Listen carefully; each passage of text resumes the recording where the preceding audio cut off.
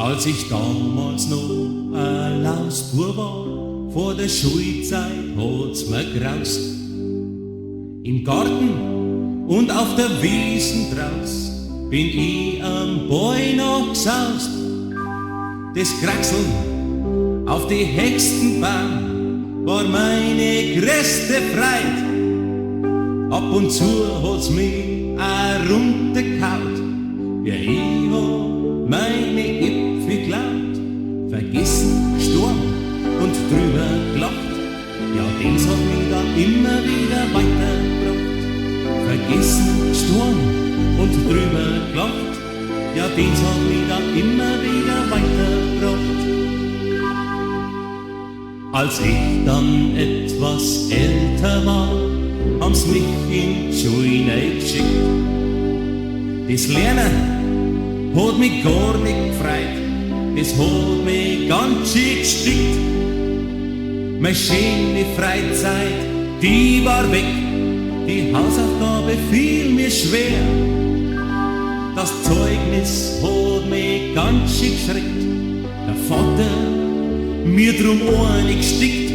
Vergessen, STORB und drüber gelacht, ja das hat mich dann immer wieder weitergebracht. Vergessen, STORB und drüber gelacht, ja das hat mich dann immer wieder weitergebracht. Jetzt bin ich fertig mit der Schule und find keine Arbeitsstelle. Ins Arbeitsamt renn ich jeden Tag mit dem Abschlusszeugnis nehmen. Das Fräulein beim Vermittlungsdienst, die ist genau mein Typ.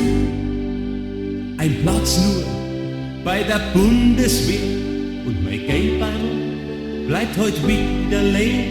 Vergessen, STORB und drüber gelacht, ja das hat mich dann immer wieder weitergebracht. Vergessen, STORB und drüber gelacht, ja das hat mich dann immer wieder weitergebracht. So traf ich dadurch meinen Schatz, furchtbar nett und eine Top-Figur. Ich frag mich, wie das weitergeht, mit dem Geld vom Vater nur. Ich sag mir dann, es ist ja gleich, irgendwie wird's schon wieder gehen.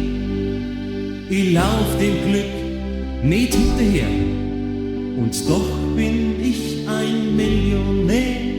Vergessen, STORB und drüber gelacht, ja das hat mich dann immer wieder weitergebracht. Vergessen, STORB und drüber gelacht, ja das hat mich dann immer wieder weitergebracht.